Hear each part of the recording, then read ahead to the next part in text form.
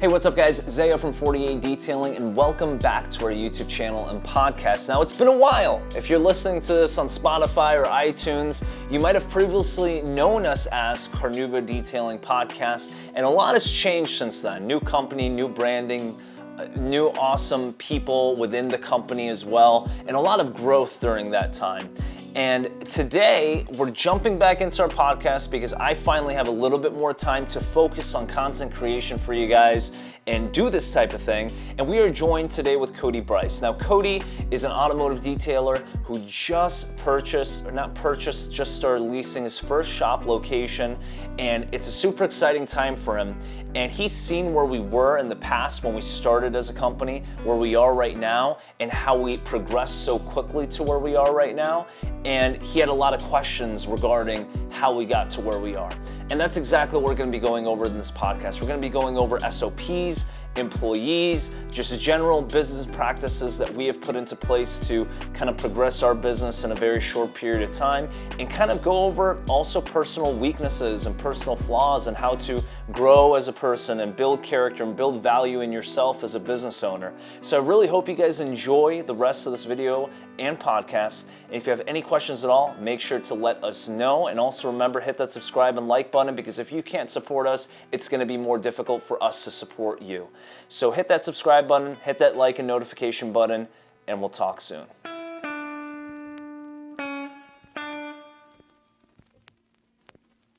Hey, what's up guys? This is Zaya from 48 Detailing and welcome to the 48 Detailing Podcast. I'm joined with Cody.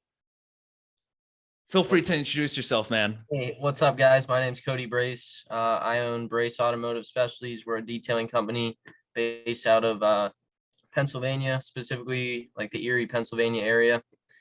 And yeah.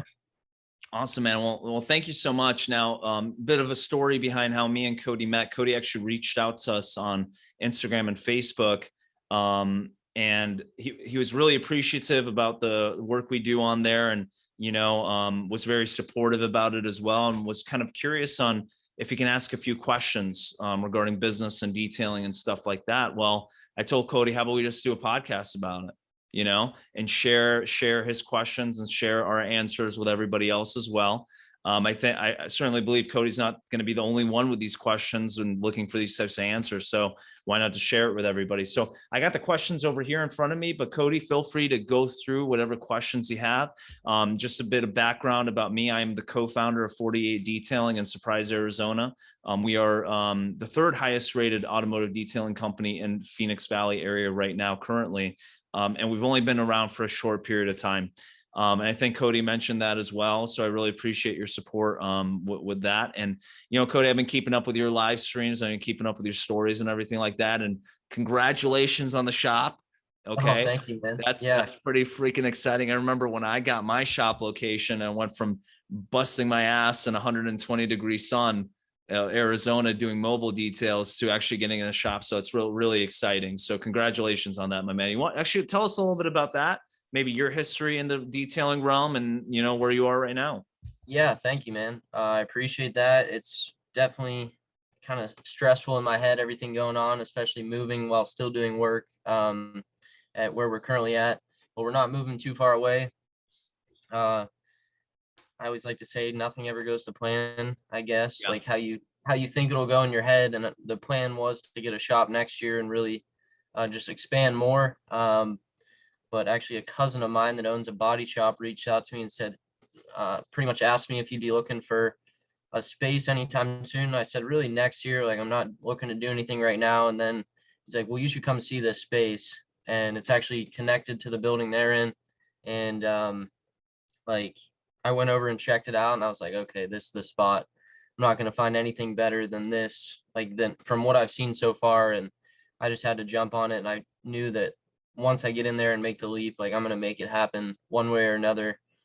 And so now we're just in the moving process, trying to order stuff up to get it prepped and get the space ready for detailing cars. And then just get in there and then we'll do the aesthetics and make it look all nice and whatever like that. Cool. So I plan to be in there within like 2 weeks. Nice, 2 weeks. Yeah, that's a speedy process right there. So I got a question for you, man. During that moment, right? making that big decision? What was going through your head? What were you specifically thinking about? You seem like a pretty young guy. I know risk involved with business ownership and entrepreneurial investments is a lot less when you're younger compared to when Yeah. you're older. But what was going on throughout your mind? Because I know a lot of people don't talk about this, but anxiety and stress and, fear and sometimes even doubt about owning a business and doing what we do comes into play. Do you have any advice for maybe some other newer people out there, or maybe people that are thinking about making a switch from being mobile to shop based, to help out with taking that leap forward, that initial step to build that momentum? Yeah, I guess that question, a lot's going through my mind with you just asking that question. Yeah. So I don't know. I'm always learning and You're educating thinking about myself. all that stuff right now, right? Yeah. Yeah. I like to educate myself every single day between listening to podcasts and reading books and strengthening your mind so then you can go perform your best. And at least from what I've heard from so many other successful people, it's like fear is never going to go away. You just got to learn how to like dive in head first Okay. and figure it out along the way. So definitely in my head, like I was saying a little bit ago, I didn't feel that I was ready for that. And I Mhm. still don't even know that I feel I'm 100% ready yet. But I know that I'm gonna make it happen when I get in there, and it does help, um, like, especially having an emergency fund built up as well as, like, business financials built up, that Yeah. I've worked on. Like, I really don't thankfully, I don't have a lot of financial needs right now, so I like to keep my needs low, so I can just reinvest back into the business, Mhm. and so I have a cushion there, so say I even if I had no business for 6 months, I could pay the rent and still get by and, like, be in there and make stuff happen. But I know that's like worst case scenario, and there's no way I'm not going to have any business. So um, I just have faith. I'm not really a religious person, but I just have faith that everything's going to work out. Like in the end, Yeah, everything happens for a reason, and I'm just a glass half full kind of guy. So for sure. um, I know even if everything went down and was the worst it could possibly be, like I'm going to learn something from it and come back even stronger from that. So Nice, bro. That's a good mentality to have. Now, I actually wrote down just a few things. I love taking notes, and what I got from that right there for sure is that like you said, you have the faith. Whether you're a religious person, at least you have faith in yourself and your own being, right? For me, man, what I read from that right there was you have the confidence, but also the financial backing and the preparation to back that confidence up.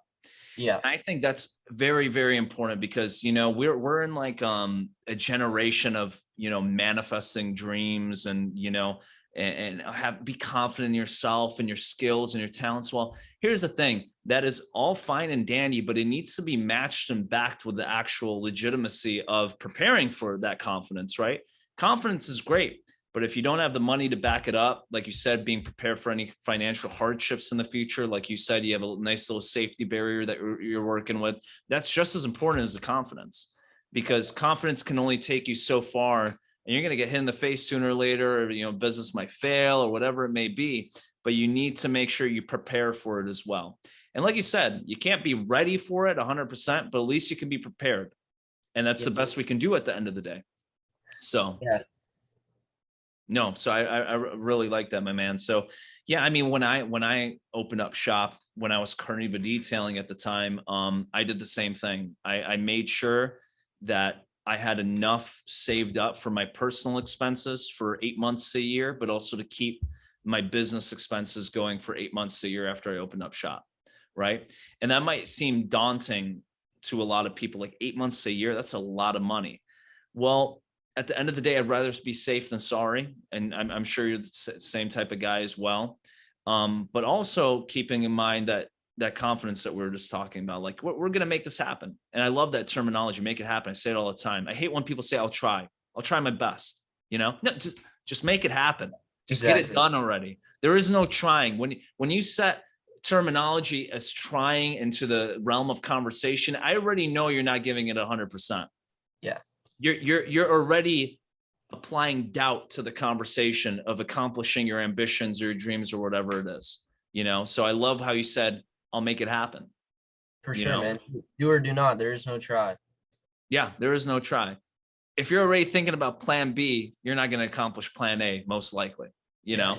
So I like your mentality behind that. Do you listen to Andy Frisella, MFCEO, by any chance? Sure do. Yeah. I'm getting a lot of vibes like that off of you right now. Yeah, he's intense. I've been listening to him for a few months now, since like probably February, like his podcast Real Af, and yeah, he gets me amped up, man. Yeah, for sure. No, he's a really motivating type of guy, and same thing. He has confidence in himself, but he has the stuff to back it up with, you know, Yeah. for sure. Cool, my man. Well, thank you for answering that question. I really appreciate it. And, you know, I wish you the best of luck when it comes to a new shop. There's going to be a lot of barriers that you're going to have to get past, a lot of new experiences that you're going to learn, you know. I know you weren't mobile before this, right? You were working in a garage for the most part. Yeah, so I actually, since I started, really, I'm very thankful to, or my dad owns a large garage where I've grown up at. I still live Yeah. with my parents. I'm 22 years old, for anyone that wants to know, and both my parents are entrepreneurs, so that's kind of how I got that mindset and entrepreneurial vibe and kickstart. So that's helped. But I now rent half or just one bay of that garage from him and run my shop out of there full time right now. So 5 days a week and sometimes Saturdays and Sundays. But yeah, I've been blessed to have a shop pretty much this whole time. I have done some mobile work, but I've found that it was not my forte. I don't particularly like doing mobile work. But I've just been honestly blessed, and I'm super grateful that I have the shop space that I do now. But now that we're moving, I'm even more blessed and thankful. Uh, but I know I just see these mobile detailers, like even yourself and other people that I follow, like out there grinding every day, and I'm like, man, it just makes me more thankful for what I have, because it's so easy to get caught up in what you have and be like, oh man, I could have it so much better. But I know, like you said, out where you're at, 120-degree days, I couldn't do it. I'm like freaking out, not freaking out, but just like sweating my ass off when it's 80 degrees in our garage. And then I think about people like where you were at, Yeah. and yeah, I just don't whine or complain, because I know I have it good already. And someone always has it worse than you do in anything in life. Yeah. Yeah, for sure. But there's always someone that has it better as well. Yeah. And that's Yeah. the thing. You know, I took down that, you know, you're very thankful for what you have and where you are right now, but I'm sure there's that hunger inside of you to do better. You know, Oh, of course. I've always been that type of person where it's very difficult to keep me satisfied with anything. You know, like Yeah. I'm never satisfied with myself. I'm rarely satisfied with the people that I'm surrounded by half the time, sadly. And you know, it's a curse. You lose a lot of people with that mentality throughout your life. But it's also a blessing at the same time, you know. But I've been working on myself to be grateful for what I have, and I wish I was in your position to be as thankful and as grateful for the stuff that I'll be completely honest and admitful. I'm not. I'm just not. I look at what I have and I'm like, this is nothing. I don't like it. I don't want it. I want to do better every single day. And again, that's awesome. But man, it kills you once in a while. It really Yeah. does, you know? And It's a sadly, fire. say again, my man. It's like a fire inside of you. You want to It's do better every day, but it's a yeah. fire. It's a fire, but it's a wildfire sometimes. And sadly, like I've noticed it spread across multiple areas of my life, not just work, not just money or finances or cars, but also family, friends, that type of thing. And like I said, it's something I'm working on, something that is a problem, but also a plus as well. And I got to dial it in. But I appreciate your thankfulness that you have towards the things that you have currently, the people in your life, and um, you know, and looking up to others, and also looking to others that are in other positions that are not where you are right now, and keeping that motivation keeping you going as well, in a way, you know. Yeah, man. I So that's appreciate cool. that. That's cool. Well, bro, I really appreciate that little background on you, where you are right now, where you were before. I'm also, you know, I really respect the fact that you're very open. You're open with your age. You're 22 years old, man. That's freaking awesome. You know, Yeah. let's be honest. Most guys your age are not doing what you're doing. Okay. I started when I was around 22, 21 years old. You know, I'm 24 right now, to put it in perspective.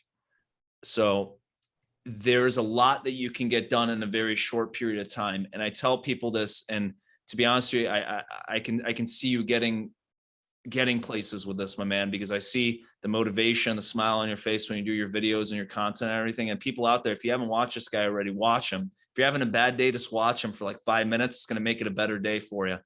Okay. But I see it in you, my man. And I tell people this every time because, you know, I've ran into times where people kind of scoff at age, you know, like you get your adult customers or older guys and they realize, oh, you're only 23, 22, 24 years old. But it's not about the year of the car. It's about the mileage that's being put into it, you know? And if you're really grinding, you can catch up with a lot of people in a very short period of time. And you look up, you're 25 years old, you're being surrounded by 35, 40-year-olds, and you're at the same level they are, you know? Exactly. I mean, think about it right now, where you are right now, your friends from high school, how many of them do you see, do you hang out with, do you talk to that are at your level right now? Not a single one. Not a single one. Not a single one. And that's the thing, man. So it's so true when they say it's a lonely road to success. It is. But you know what brings me satisfaction, man? And you know, I heard this quote from a fucking rap artist, excuse my language. I think it was Drake. He said, that's why a school bus got 30 seats, but a Bugatti only got one extra seat, you know? Yeah. But that's how it is, man. That's how it is. Now, you know, sometimes we get caught up in that idea, but we also have to remember success is success. You want to share your success with others too. Success means nothing if you don't have the right people to share it with. So it's like finding that balance. But yeah, man, I'm super excited for you because you're young. I know you're passionate about what you do. And I think you're in the right direction. You're taking your detailing as an art, as a passion, but I think you're moving more and more towards the business aspect of things. And I think you're going to have to a lot more. And we're going to talk about this right now, is focusing on the business just as much or even more than the art of detailing as well. Okay. Yeah. Yeah, for sure. Well, man, I got the questions in front of me. If you want to ask them away, I can go ahead and shoot you with some answers. Okay. Yeah. And I guess in short, real quick for you, Zaya, Yeah. I'm just, I guess for anyone listening as well, I found Zaya probably 3 or 4 years ago when I was like not even fully in business. And then when I first reached out to him, it was one night I was for some reason on Instagram and was scrolling and I'm like, holy crap, there's that same Zaya dude. And he's like got this 48 detailing business. And then I started like going on your profile and stalking you. I was like, what did he change? Like what happened? And it seemed like so fast because so much can happen in such a little time. And I'm just curious if you could give me like an overview to also give me better context for these questions, like Yeah. where you were at then with Carnuba and where you're at now with like 48 and like how you started it. And you said you were a co-founder. Yep. I would just, yeah, if you could go over that real quick, that'd be fantastic. Yeah, of course. I'm more than happy to, my man. So I moved from the Chicagoland area to Arizona about 2.5 years ago. I started Carnuba Detailing January of 2019 as a mobile operation. I used to detail, I bought a 2010 white Chevy HHR with about 160K on the clock for about 2,500 bucks. And I decked that thing out, man. Like I made it like as good as you can make a Chevy HHR into a mobile unit. I actually got videos on YouTube of it that you guys can check out. And I started my mobile gig, you know, did that for about 10 to 11 months. And, you know, at that point, whether I felt like I was ready or not, I wanted to open up a shop location. I really believe that was the next step.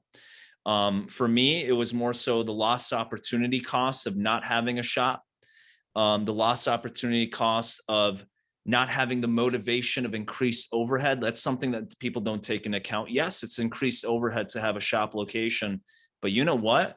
When you have a $2,500 payment you got to make, when you have payroll that you have to take care of for employees, you know, it's going to get you off your ass and it's going to get you moving and doing the things that you need to do.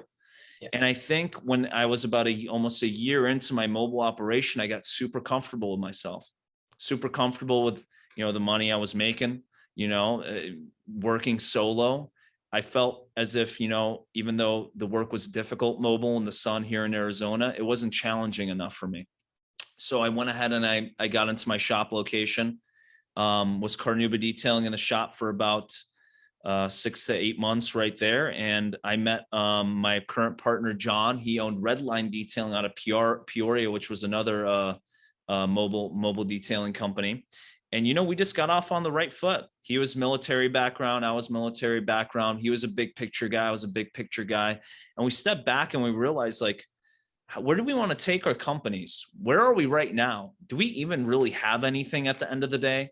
Because in the grand scheme of things, when you think about it, we look up to a lot of these detailers and these detailing companies, and we think they got a great business, but you know what?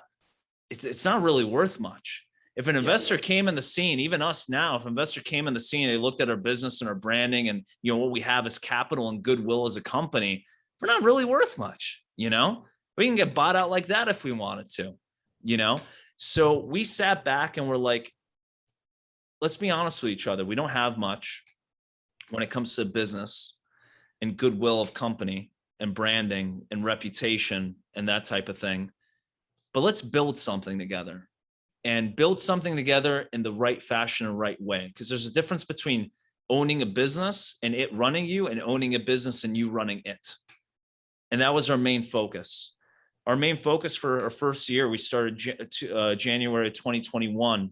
Me and John together, and the new company was 48 Detail. We basically merged our companies, created a new brand, created a new company. Our goal is to not touch a car, period. Because as business owners, we shouldn't be touching cars. Not to say that we don't want to. We love detailing. It's a passion of ours, just like everybody else. But my priority, his priority, is to build a business structure to hire other passionate individuals to do what they love, learn a new craft if that's what they want to do, and provide a value-oriented service to our community that continues to grow on top of itself over and over and over again. So we can have multiple shop locations, so we can hire more people, so we can spread a quality service along the valley. Because at the end of the day, man, I'll be honest, like we've worked with other companies in the past when it comes to PPF services and window tinting and this and that, and it's some of the worst experience ever. And if we're thinking, like, if this is how they treat us, I can't imagine how they treat a customer that's not paying the amount of money that we're paying to get this job done. So we developed 48 Detailing. We're developing our process and procedures, and we're just trying to get it dialed in right now. It's not perfect. It's nowhere near perfect. It's not where we want to be, and we'll never be where we want to be, because where we want to be is always the next step forward from our competition, But that's a perspective. Carnuba Detailing was a start for me. I hired my first 2 employees, 2 full-time employees at the time. And then January of 2021, me and John partnered up, and we got a shop manager now. We have 2 great technicians that do amazing work, and we're continually trying to train them and get them to be better. And we're just developing the company structure, the company branding, the company community online, and kind of taking it from there. So. Sweet, man. Well, yeah, I'm starting to take some notes now too. And I really appreciate that background. Like, yeah. I don't know, man, just even from talking to you now and like from seeing you back then, I feel like we're so similar in ways, and like mindset. And when you said like your goal is to not touch a car, like that is exactly where I want to be. Like, I don't want to work in the business and have the business run me. I want to run the business and, actually build something more than just something that, a business that's a real business that could in the end maybe be sold or looked at by someone and say, okay, here's actually a real business, and something that's sustainable and like you could hand off to someone else and it could still run without you being there, essentially. Exactly. I mean, there's so many guys, sadly, there's so much ego in our industry. We're a very small, tight-knit industry compared to a lot of others. You don't see the CEO of Sony mingling with the CEO of Samsung during MTE and SEMA and all this shit, right? But we're a very ego-driven community, and it's a shame most of the time because it doesn't lead to anything positive. But a lot of these guys seem to forget. You break a leg, your business is over. Yeah. You twist an ankle, you break an arm. If you as a business owner is the only avenue of cash flow into the business, you're not a business. Okay. it's harsh. It's harsh at the end of the day, but it's the honest truth. If you're out because of COVID, or you're out because, you got injured, or you just can't detail in some way, somehow, your business is done. Cash flow is gone. You got no more money coming in. So is that really a business at the end of the day? Or are you just an employee to your own business? But just like you said, you want your business to run in a fashion where cash is coming in, things are managed correctly, customer experience is top notch every single time, without even you touching a thing on the business during the operations, and it goes back to, it's like, as business owners, like, my main goal at the end of the day, a lifelong goal, and I know it's going to take a long time to get to, but is to make money as I'm sleeping and as I wake up. Take a vacation off and still be able to make money, make my reasonable salary or distribution, whatever it is at the time, But yeah, a lot of guys forget. I mean, you can make really good money doing this alone, doing PPF and, doing coatings and paint correction. You see a lot of these guys that call themselves the artistes of, detailing and boutiques and studios and all that stuff. But again, you take 2 weeks off, you're not making any money. You get sick, you're not making any money. So in a legitimate business world, it's like, why would a company even create an offer for your business at the end of the day? They don't want to buy you. They want to buy your business, And if you are the only way that business is making money, it's not worth much at the end of the day. You might be worth something as an individual because of your talents and your skills and stuff like that. But again, you're more so of an employee than a business owner at that moment in time. Yeah, that's such a good point, and I feel that we both stemmed our detailing from passions. Like, I know I did it on my own cars to start, and developed a real passion and like wanted to get as good as I could possibly get on my own stuff. Yeah. And then I was like, hey, why don't I turn this into a business and I can maybe make some money at it? But now, like, with what I've learned up to this point, it's like, okay, at the end of the day, I'm a business owner. Like, I love detailing, but that's not how I define myself. Like, I'm going to be a business owner and build a real business, not just go detail cars every day and have my business run me. So I really love that insight, and I think we're both on the same wavelength there. Yeah. With the business owner mindset and just where we want to be. It's all about assets. It's all about passive income. Exactly. The end goal is really to not have to go to work at all, or not have to do anything if you don't want. Not that people like you or I will ever stop doing anything, but like, if you want to go take a vacation for a month or go out of the country or do something, you still need to be able to be making money passively, in a sense. Yeah, for sure. And another key point, and Jason from Chicago Auto Pros mentions this a lot. He really does. And if you guys don't watch Jason's videos or take a look at his business related content with him and Greg, you very much should, because those are two guys in the industry that, I really look up to and aspire to because of what they've done and what they're doing. But he puts it in a very simple format. He's not the only one that's put this out there. I mean, tons of business gurus and all those guys on YouTube talk about this, but the cost of what you do as a business owner, right? For example, how much money are you bringing into the business if you're washing a rim or washing a car? Put a dollar sign next to that. Yeah. How much money are you making typing an email to a customer? Put a dollar sign next to that. How much money do you bring into the company creating a quality marketing video for your ceramic coatings? Put a dollar sign next to that. Now, how much do you believe that you should get paid hourly as a business owner? Put a number on that. $100 an hour, $200 an hour, $300 an hour. That's all up to you at the end of the day. Now, anything underneath that hourly rate, hire somebody to do it. Yeah. Hire somebody to do it.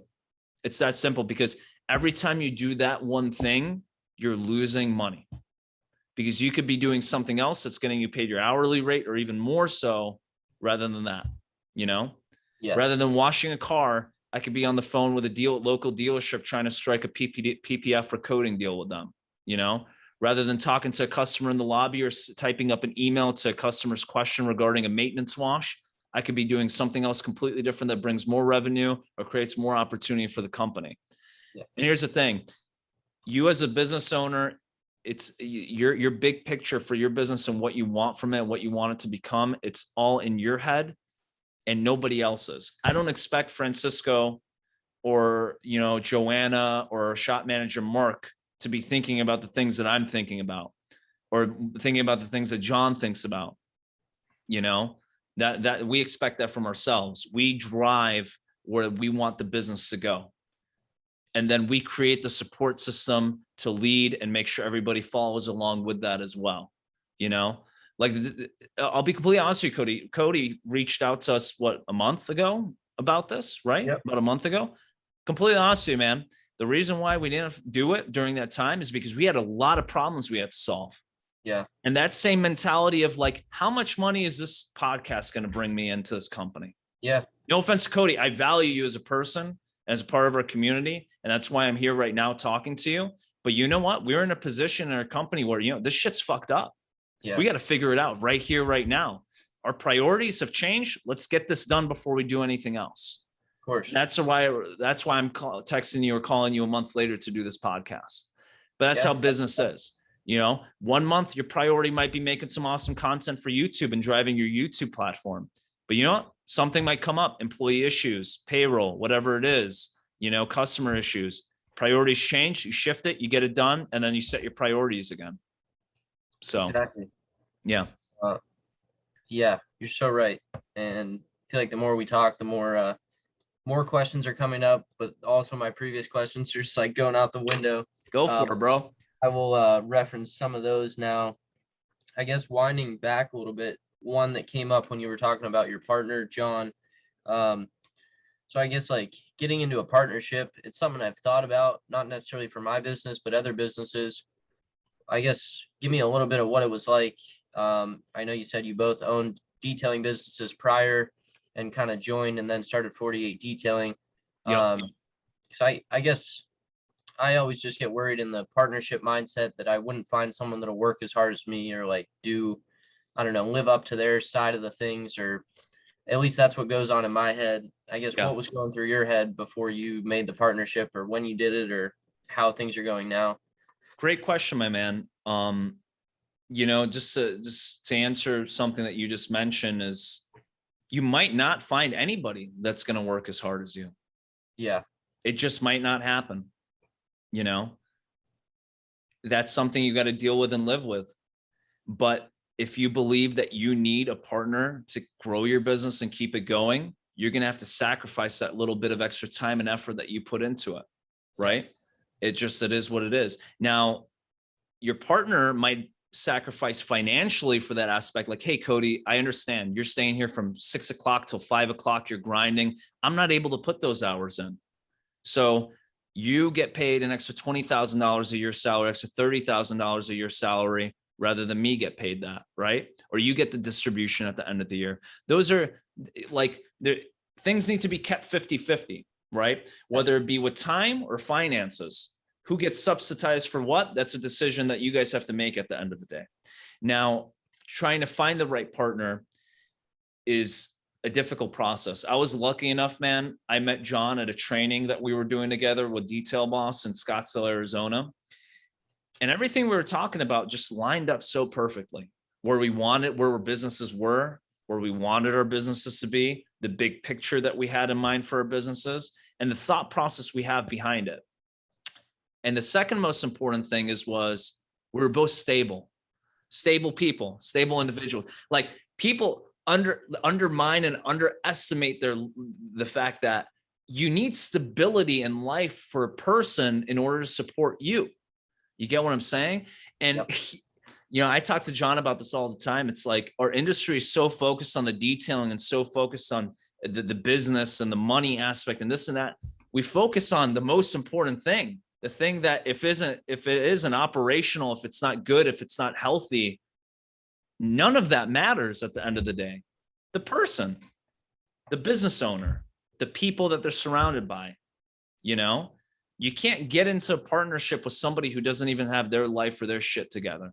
Not to say that I have completely my life and my shit together, but financially I'm stable.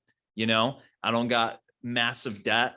I don't got devastating family issues that take away from me being at work and stuff like that.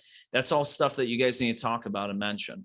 You are going to get a little bit into the family realm of things, because at the end of the day, we take work home, right? Sometimes. Well, home can come to work too. And you don't want that in reality. So stability between a partner, and sitting down and not just talking about it, but putting it all on paper. Okay. That's something else. You have to come to agreement. Contracts need to be made, right? And it's easy to say what you want to do with your business or what you want to do with your life, but it's all fantasy until it gets put down on paper and you can actually show somebody or read it day by day by day. That's why, I spent about $500 on this little electronic notepad over here. I can't do shit on this thing except write notes. That's it. That's all I can do on it, but it keeps me focused. And I write my notes and I look back to them all the time, because I spend so much time thinking throughout my day. And John spent so much time thinking throughout our day. By the next day or 2 hours later, I forgot what we were fucking thinking about. And we're like, God damn, like that was a great idea. I need to get that done. No, I can't freaking do it anymore because I don't remember. So get everything down on paper for the sake of your safety and well-being on your side of the business. So, you don't get backstabbed by a partner or anything like that. But also for the sake of actually getting things done and materializing your ambitions as the big picture thinker in your business and your organization. Okay. Let's see. What other tips can I give when it comes to partnership, man? Figure out each other's strengths and figure out each other's weaknesses. Yeah. That's a huge thing, and when you get into the partnership and you start building momentum and you start getting things moving, figure out the strengths and figure out each other's weaknesses, and figure out yours. Your partner figures out his, and then you bounce back and try to figure out each other's, because, I might think I'm the best when it comes to, I don't know, customer service or sales, right? Well, turns out I'm not. John's way better than me at sales. I'll tell you that right now, but I'm amazing at customer experience and customer service. I got that dialed in. John's amazing at putting my content and my photos and videos into ad campaigns and posting them up on Google and Facebook. I suck at that stuff. I just like taking the photos and editing the videos and making them look pretty. That's my strength. Those are his strengths. So divvy that up between each other so you guys can get work done. For sure. Yeah, I love that. That's a lot of good insight, and I really appreciate it. Just quickly before we move on, what's the name of that electric journal pad? Oh, yeah, for sure, my man. So it's called the Book Note 2, and it's spelled BOOX Note 2. It's about $500. It's worth every single freaking penny, because again, I've always taken notes in the past when I did, like, I either lost my notebook or I can't fucking find it anymore, or I fucking threw it out and this and that, all these issues. So I just stopped making excuses. I bought this thing and I've been committed to it since then. It's really helpful. So yeah, that's super cool, because I'm big about like journaling at the end of my day so I don't forget, so I can look back and gain insight, but also like I'm always putting notes down on my phone. But I'm a firm believer that there's something that happens when you put your pen to paper, like a mind and body connection. And I feel like that's like nice because you can file it away and it's still there, but it becomes a reality, dude. Matthew McConaughey says it the best. If you guys don't keep up with Matthew McConaughey, just like Cody, I'm really into podcasts and listening to educational videos and, people that inspire me. But Matthew McConaughey it's all a fantasy if it's just in your head. It means absolutely nothing to you, to the people around you. It doesn't exist. But when you put it on paper or you type it down on a document, it becomes something. It is a seed to what you're trying to grow at that point, And I've always listened to podcasts all the time. For the longest time, I never took notes. But when I started taking notes and I go back to them, it becomes a part of your life. It becomes a part of your life. You look back to these notes and you realize, oh, I might have not taken away from what I wrote down at that moment in time, but the position I'm in life right now, I can take away from that and I can apply it to what's going on, and you can't do that if you just listen to a podcast. You can't do that if you don't write down the notes. So I'm a big advocate for it. and it For helps out sure. a lot. It For really sure. does. And it's like these little things that people don't focus on as a business owner and business that really takes away from your growth. You know, if you go about your day every day forgetting stuff or not writing things down to motivate you to do better or complete a task or call a customer back, if you do that every day, that's all those missed opportunities accumulate at the end of the year to lost income or lost opportunity, you know? So it's like, just do it. Just make it happen, right? Make it happen. Stop trying to make it happen. That's a great point. And honestly, man, just for anyone else that's listening, I'm gonna get real honest here, but then I'm gonna ask you another question I had. But you talking about just like forgetting stuff, journaling and everything helps. But for probably 5 or 6 years, like from high school, I smoked weed like every single day. Yeah. Um, just doing it with friends and recreationally and all that crap. And I enjoyed it for a season of my life, I would say. And part of me nowadays, especially running a business, like it was a battle in my head for a while. I was like, oh, I can still keep my business running just fine and like still smoke weed, do all this stuff. And then like it was just this internal battle. And I was like, you know what? Fuck that. Like I am not as sharp as I am, fully sober. And just for anyone else out there that may relate to that at all, like I now don't smoke weed at all. And I'm so much sharper. I remember things along with journaling and taking notes. Like it's yeah, just don't bullshit yourself. Get really honest. Like if you really want to build something, like it was just this internal battle because my goals didn't align with my actions, and it wasn't giving me the results I wanted. And now like just throwing that away and killing my old self essentially. Yeah. I've gotten places that I never would have imagined in such a short time frame, like getting the shop and doing all this stuff and making the most money I've ever made. Like it's honestly ridiculous. And that's a great thing, my man. And that right there is accountability at its finest. Realizing that, hey, you have this vice that's taking away from you, your goals, affecting you mentally and physically, Yeah. and actually taking accountability for it and changing the game up. Yeah. And I think we all have that. Some people might be drugs, some people might be people in their lives, I'll be completely honest. I've had friends or girlfriends and relationships with significant others in the past that when I was with that person, my motivation, my confidence, my ambitions were lacking. When that person left, that drive came back. Yeah. So you really need to take accountability for what's going on in your life. And it's a very brave thing for you to actually do that, especially go against the grain and go against the curve of everybody else. There's nothing wrong with smoking weed. I don't care. You do what you want at the end of the day. But if you realize that it's affecting you negatively and you actually go against that and fix it and try to address that issue, that's a great thing, man. And it tells a lot about somebody's character, especially when that vice or that thing is actually giving you enjoyment in a way and you take that away from your life. It's a good thing, man. It really is. Yeah. I appreciate that. It's just something you got to do. And like you said, everyone has their own shit. Yeah, everyone does, man.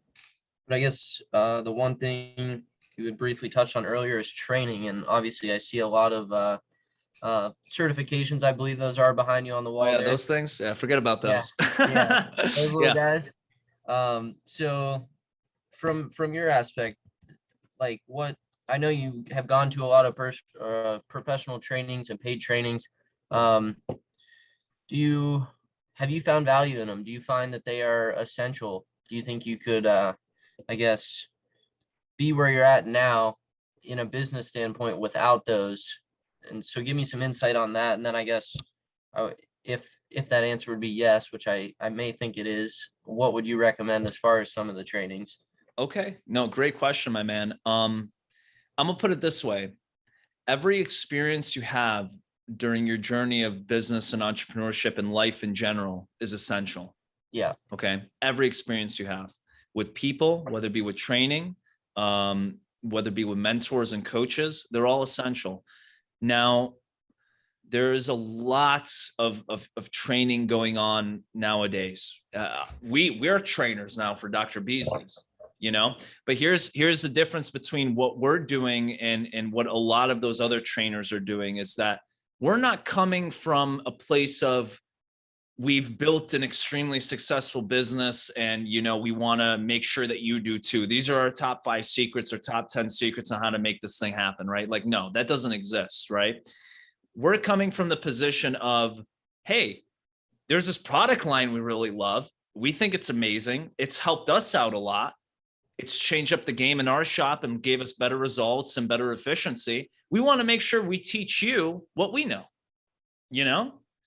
And within that, we sprinkle a little bit of business, a little bit of entrepreneurship, a little bit of social media of what we know works for us, But we're never going to say, hey, join our training, increase your profitability by 500%.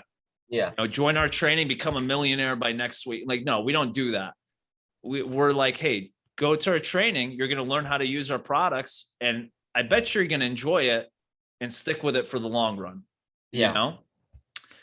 So training, I've been to a few. I've been to Rennie's training, the double black training. I've been to Gloss University. I've been to a lot of them. And you take away little by little from each one of these, but you also learn what you don't want to apply to your business. You also learn what you don't want to apply to your characteristics as a human being, So I recommend to go to trainings, actually go to a lot of trainings, because again, all those experiences you're going to take from what you want, and then you're not going to take from what you don't want. And that's going to improve you little by little. You're going to see how other people's process and procedures are and SOPs are compared to other people's. And you're going to give and take from each one of those and apply it to your own. So yeah, I do recommend trainings. But the main thing, my man, I don't care how much trainings you go to, if you don't put the knowledge and education into practice, you're not going to get anywhere. Okay. And another thing, question everything, everything, I even question some of the stuff that Dr. Beasley's comes out with once in a while. Because if you're not questioning stuff, you're not really trying to learn what they're talking about, the methods, the products, the tools. Question everything. When somebody tells you, oh, this product is the best product for this and that, why? Yeah. Why is it the best? Show me the results. Show me. And sometimes they can't. They just can't. They just say it because they can say it. And most people aren't going to try to fucking prove them wrong. Yeah. But, when you're in an industry where 80% of the products out there are just relabeled and pre-bottled blended crap, that isn't really true products as everybody say they are. It's just the same fucking B&B blender as everybody else is using. You want to make sure you cut through the BS and actually see the transparency with some corporations, some companies. And I'm not saying every single company is like that, but there are a lot of awesome, genuine companies that actually make their products, that actually develop trainings to support their technicians and make sure that they're successful, and those are the companies you want to look for. Definitely, man. Yeah. I recommend Rennie's training. He's very business focused, very heavy on the entrepreneurial aspect. You go over the PNS line, the double black line. There's still products that we use here at the shop today that work really well, and we don't see replacing anytime further. Gloss University. Now, Gloss University is a very, very craft-oriented training, like really focuses on the correction, the sanding, the actual craft of detailing. There's benefits along that too, because going back to what I was saying is that, do you really want to be that one person that spends 40 hours on one car? Is that where you're going to take your business? But you can take away from those people, take away their secrets, take away the skills that they've learned over the years, spending that type of time and that type of work on those type of cars. Yeah. I'm glad you talked about that. What's his name that started that? I just met him the other day on a Zoom thing that I get on Wednesdays. Jason Kilmer. Yep. Jason Kilmer. I was talking to him, and Sandman. Yeah, the Sandman. He said he spent hundreds of hours on single cars, and that's 100% not what I want to be doing. But dude, it's almost batshit crazy, man. Like, I got mad respect for the people that do it, but I am not doing that. No. Nor do I want my technicians to go through doing that. Nope, you got to really be almost on the edge of insanity to in my opinion, want to spend that much time on a car. Even if I'm like spending more than 10 hours doing correction, I'm like, Yeah. it is horrible. But going back to it, my man, the greatest individuals and the most inspiring are typically the most insane. Yes, You know, 100%. that's completely normal. But I'm not trying to build myself up. I'm trying to build a company up, you know. Exactly. That's my main focus. So But yeah, Jason was talking about Gloss University, and yeah, seems like a really cool dude. Very inspiring story, and kind of what he's done, and his attention to detail and all that. I definitely admire it, and know I could never do what he does. That's for sure. yeah. Um, but no, I appreciate that. I will look more into those. One thing you said that'll lead us to the next question would be standard operating procedures. Do you have standard operating procedures in your business, and especially like with hiring employees? Is that something you wrote up like before you even hired your first employee?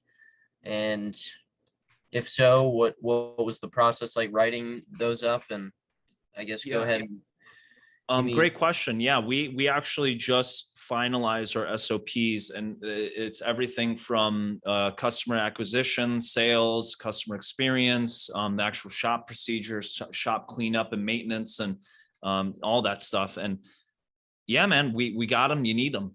You really do. It's going to take time to develop them, obviously, but you get them down on paper, because when you start getting employees, it's something for them to go back to. And it's so important at the end of the day, because that's your system.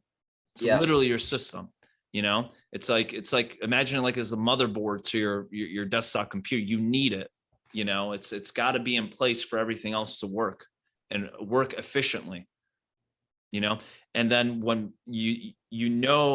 when something happens, you can pinpoint where things were deviated from the systems and procedures. And you can go back to that employee or that technician and be like, listen, you didn't do this, and that's why this happened. That's why we got a 4-star review rather than a 5-star. You missed this spot. But that's because you didn't do this part of the procedure, right? So that's kind of like what you look back to. But yeah, man, it's super important, super important. I think every corporation, has a system of procedures and a structures that everybody needs to follow in every single position and aspect of the company, whether you're a technician, whether you're a manager, whether you're the business owner and CEO. There's a system of procedures that you have to follow to make sure that everything operates like a well-oiled machine. Yeah. Was that something that you and John sat down and like did together along the way? Yes. So I developed the customer experience, the phone sales, pretty much anything that has dealing with the customer at the end of the day, that whole systems and procedures. I developed also the maintenance of the building maintenance, making sure everything is looking clean, making sure everything is filled up, coffee, fridge, all that stuff, And Cody, if you could just give me 1 minute, my man, I'll be right back with you. Okay. Yeah, go ahead. Thank you, my man. All right, my man, I'm back. Cool. So yeah, we both split the SOPs between each other, and we tackled it that way. So kind of 50-50, again, focus on our strengths, and we developed SOPs for each one of those. Yeah, well, that's good. I'm sure that helped things out. It just seems like such a daunting hurdle or thing. Obviously, everything's in my head with me just being the single owner and operator right now, but yeah, I've heard people stress how important that is. Ivan LaCroix, and he has a good series on YouTube called the Detailer's Business Academy. Yep. If you've ever watched that at all? Nope. A lot of good business oriented content on there. Do you know who Ivan is? I do know who Ivan is. I've met Ivan in person. We spoke a little bit. I got a video with him on my YouTube channel during SEMA talking about the UDOS. But yeah, I don't really focus too much on a lot of his content. So yeah, I just found a lot of like business sided education in that. Like he doesn't teach really anything about detailing. It's in this series or whatever. It's literally just for operating your business. And the one episode, he was really stressing standard operating procedures. And I see the value in it. It's just like, it seems like such an overwhelming task work on, but I know it's just a little at a time, and then it'll be done. And it's like, okay, then you can easily just hand that to a new hire or something and get them started, and then teach them along the way a little bit more. Yeah. Thank you for waiting, my man. I appreciate it. Sure thing. We got all the cars done for today, and customers was curious about. I forgot to call a couple of them prior to starting the podcast for pickup. So, all right, man. You gotta do what you gotta do. All right, hit me with the next one, my man. All right, coming at you. Coming at me hot. Yeesh. So we're talking about standard operating procedures. And yeah, that's super important. Definitely need to do that. I guess one good one, it was funny. I was listening to another podcast today and I wrote this question a month and a half ago, but it was like the same iteration of the same thing, just meant to be. Everything happens for a reason. So Zaya, from an outside point of view, especially from seeing you where you were a few years ago, like your growth now, I know it's so easy to like see people on social media and be like, oh my gosh, like I wish I was there. I wish I was doing that, or that's so nice. And in reality, people are just ordinary people like you and I, and likely they have bad days too, and likely are still going through the shit, just like individuals like ourselves may feel in the day to day. But from an outside point of view, it seems like from your looking at your social media and talking to you, you're at exactly where I would like to be at in the near future. So with that being said, I'm sure you, as you said earlier, you don't feel that you're at where you want to be, and we all want to grow. But from where you're at right now, what would you say the pros and cons are of being at where you're currently at with running a shop, having a partner in business, and managing employees and just the whole business from a bird's eye view? That great question, my man. I would say stress and responsibility, because as a business owner, like we spoke about, you have the responsibility of making sure you develop the proper systems and procedures, that you develop the proper atmosphere for employees to work in. Like, these are all responsibilities, but all it comes with stress, and it's at a point where sometimes you have a frustrating week or a frustrating month, and you step back, you're like, forget this, man, forget this. Like, I could do this solo and make 5 times the amount I'm making right now. But then you got to step back and remember why you started what you started to begin with. Like I said, me and John want to build a business. I don't want to be detailing for the rest of my life, nor does he. So if that's really what we want, we need to continue the path that we're setting for ourselves, because we are taking the right path, and you're going to hit potholes along the road. Yeah. That's completely fine. But you hit a pothole, it doesn't mean you got to rewind and step back and go in reverse and drive all the way back down the path. No, you just got to keep going forward. But yeah, that's probably the biggest thing, is the responsibility and stress at this point, where you're kind of like in limbo mode, where you're like almost there, but shit still sucks to the point where it's like you want to quit and fall back again, rather than having employees and all this payroll and insurance costs and taxes they have to deal with. I'll just go solo again and do it myself, and you hear that with a lot of guys. They're like, oh, I used to have employees and now I do it myself. I'm like, why would you do that? It's funny enough, because even my dad, like both my parents are sole proprietors essentially, or don't really have employees. And my dad he's very positive in a sense, but anytime I bring up employees, he's always like, oh, you could just do it yourself and make plenty of money. He's 63 years old and owns his own business, and it's just him. And he talks about how much his body aches all the time. And I keep telling him, like, if you get hurt or you can't go work, like, your money stops. Like, you have no more money coming in. Yeah. And he doesn't get it. But yeah, that was a great point. Would you say, so you said stress and responsibility, would you say that's a con? No, not at all. I wouldn't say it's a con. I would say it's just the way the perspective you take it at. It's Gary Vee has always said, I'm jealous of the people that have struggle and pain in their life. Yeah. It's like, because those are the people that are going to drive themselves to get out of that position in life. Yeah. Do I want to be stressed the rest of my career as a business owner? No. Will there be stress involved? Yes, at all times. And people think, like, as you go down this path of success or go down the path of business and entrepreneurship, that your hardships and stress and all that stuff just disappears as you make more money. No, they get worse. Yeah, It's more. just the way that you handle it on a day-to-day basis strengthens as an individual, you Yeah. know? Like I can handle shit now better than I could handle it a month ago or a month before that, or when I started the company, Yeah. you know? So that's just something you got to learn and something you got to get used to.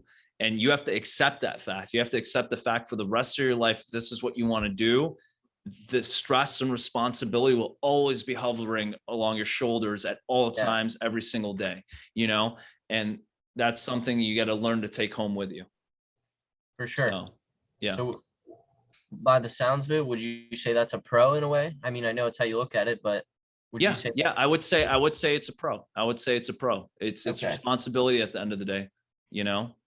Yeah, I like that because you're right. It's never really gonna go away.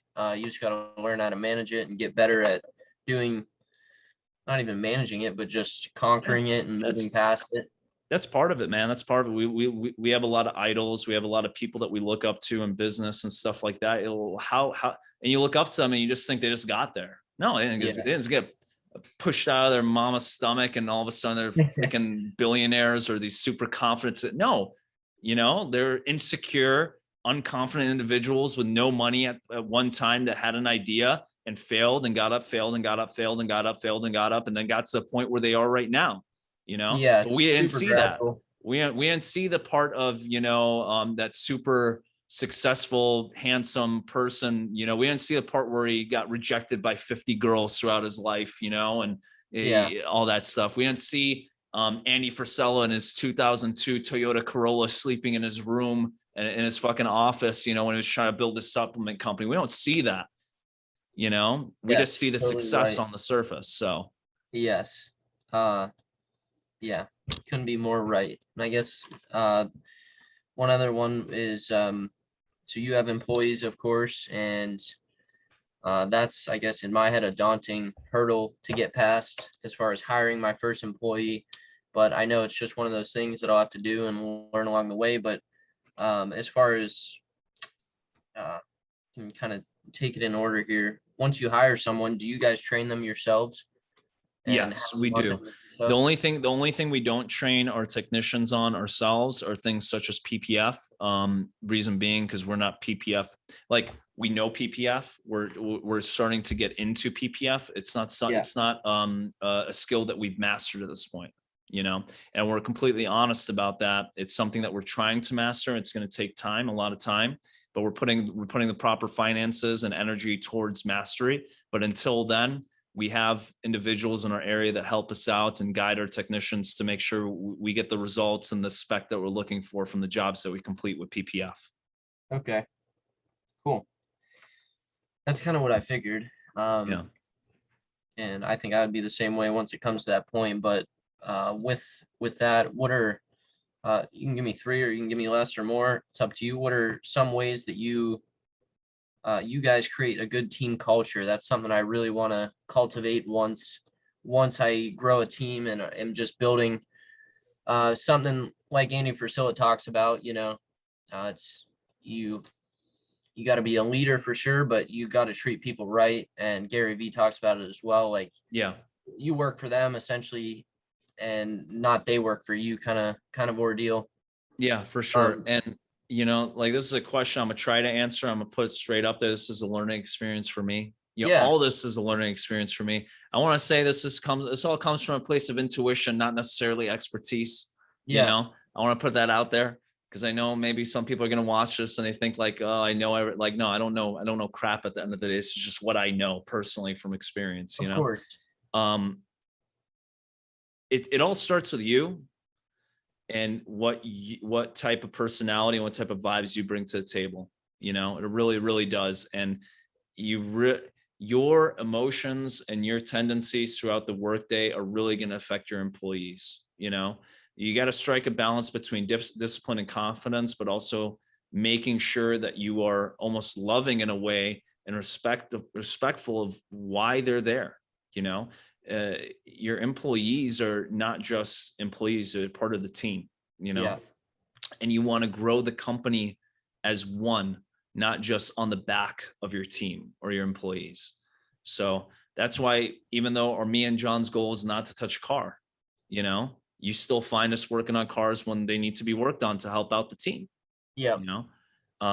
And again, I'm not an expert when it comes to this. It's actually something, this is one of our priorities right now. Remember, we're talking about priorities. It's one of our priorities that we're trying to figure out is our team environment, our team structure, and making sure that the environment that they're working in is a comfortable, motivational, but driven place as well. Okay. Yeah. This isn't Google. You don't have a slide to jump down on and relax on the lounge. No, we're going to get work done here. And the way me and John are programmed, both with military backgrounds, we have certain expectations and we want discipline in place. But at the same time, we're not going to run this place like the military, you know? Yeah. So there's got to be a balance to it, For I sure. guess. I like that. So Definitely good insight there on when it comes time for me to do that. And I feel that a lot of it falls on core values and like your beliefs. And like you said, it all starts with you. So that's for sure good stuff to keep in mind. And with your team members, I don't know how long you've had any of them with you for, but I guess what's your turnover rate been like, and how do you incentivize people to stay with you for the long haul? Yeah. So again, we've only, excuse me real quick, my man. Yep. We'll come Hello, back. this is AO from 48 Detailing. How can I help you? For the first. Okay, Frank, is there a specific time you want to make that appointment? We can, yeah, morning would be nicer, be a bit cooler. I can get your schedule right around 9 o'clock if that works. Okay, perfect. I'll get that scheduled for you, Frank. See you then. Yep, bye-bye. I'm sorry, man, what was the question? Just saying it, the man in action there. Yeah, right. Make a note so you don't forget. Yeah. So I think employees turnover rate. So we've Yeah. been through 2 technicians so far Okay. that haven't stuck with us. And one left because he wanted to start his own thing, and the other one was terminated because of just not showing up, to be honest with you. Okay. So like there was no real challenge for us when it comes to those two, because it's like they made their decision already. One wanted to leave to start their own thing, the other just didn't want to fucking show up to work, you know? Yeah. So it's like that's what that is, you know. But Francisco's been with us since my days of Carnuba Detailing. He was actually one of our first guys that we hired. Joanna's actually our newest technician. And then Mark has been a good friend of mine since I moved to Arizona. And for the longest time, I wanted him to be part of our team. And we decided to make a salary investment in him and, you know, went from there, and it's going great. And we have a guy full of knowledge and passion towards what we do. And he does a great job doing it. So we paid a little extra money for somebody who's already knows what he's doing and has a skill set that we're looking for. So, Okay. yeah. Good. Is there anything you can give as far as insight to the hiring process? Yeah, I mean, do your vetting. Don't jump on the first thing that you see. You know, Yeah. it's like, you know, make sure you vet, look up social media, look up Facebook, call some references. To be honest with you, sometimes you get to a point as a business owner and you need the help. You just jump on whatever you can get, and that's fine. But you'll find that, you know, you run into issues later down the line if you haven't vetted correctly. Yeah. You know, it might have saved you temporarily to help you out with a couple of months of just a lot of work coming in. But in the long run, you invest a lot of time and money into people. And especially where we are right now in the industry, people are willing to pay for the knowledge and education we provide. And I don't want to just be giving that out to anybody and then they end up doing their own thing. You know, there's nothing wrong with that. You can go do your own thing. I don't hold you here against your will. You came here by your own choice and desire. You can leave by your own choice and desire. That's perfectly fine. But if I can minimize the turnover the best I can, I'm gonna do it, you know? So with that in mind, you know, we try to drive our employees to learning new crafts and learning new things, you know, all training that they want to go to, we pay for. You know, we get every tool, every product that's needed or they want, we typically take care of, you know, as long as it's within line of our systems and procedures, you know. Yeah. The environment, like AC is a big investment that we're trying to make in the shop. We really want AC in the shop because I know how hot it gets back there in the middle of summer in Arizona. So that's a huge investment that we're looking into, and we want to get it done by next season summer. So our guys and girls don't have to deal with that type of heat anymore. That's a big one. Yeah. something I'm blessed the shop I just got has is AC. That's good, man. That's good. Yeah. How about this, my man? One last question. I know I got customers coming by in a few minutes, probably pick up their cars, and I want to make let's sure do everything that. goes smoothly with the checkout. So Definitely. I appreciate your time thus far. yeah. And yeah, I guess what's what's the best investment you think you've made in be it business or personally, and why? Ooh, that's a good last question right there. Best investment I've made personally or business wise? Could be anything. Could be something super small or super big.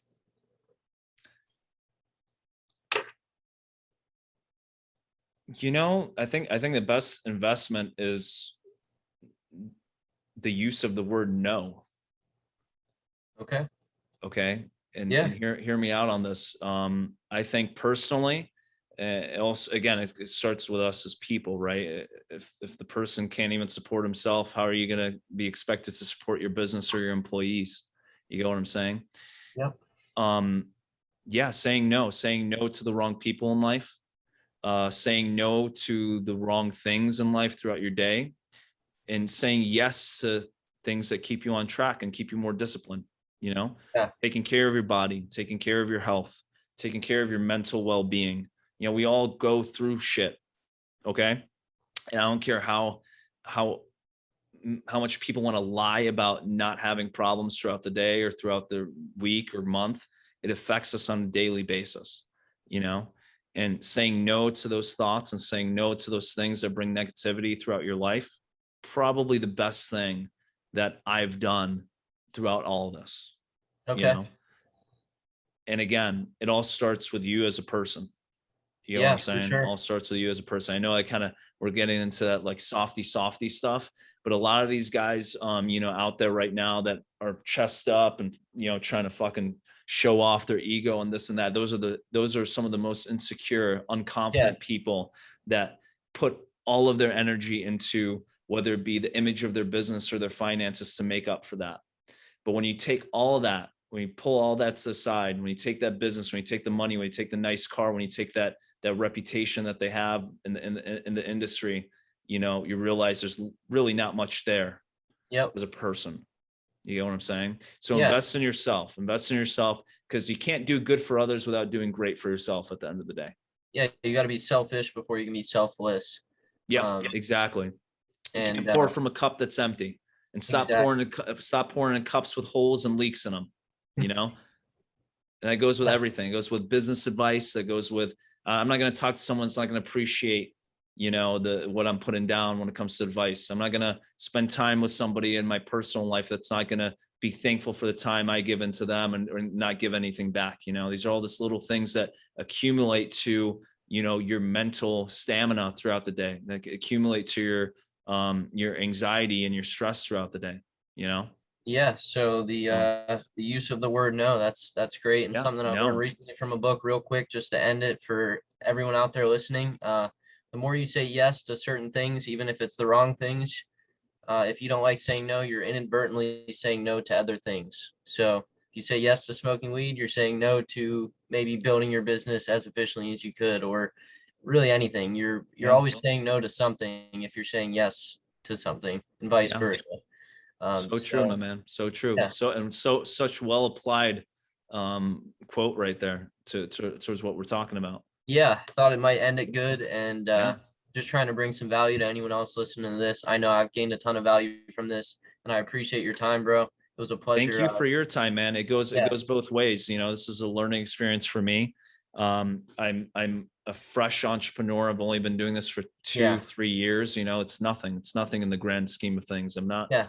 We're just getting there's started. legitimate veterans out there that, we look up to and, aspire to be like, and, but it's nice to sit down and talk to somebody and go over whatever ideas or whatever storming that you have in your head and talk what works for us, what doesn't work, and, bounce back off of each other. So, Yeah, dude.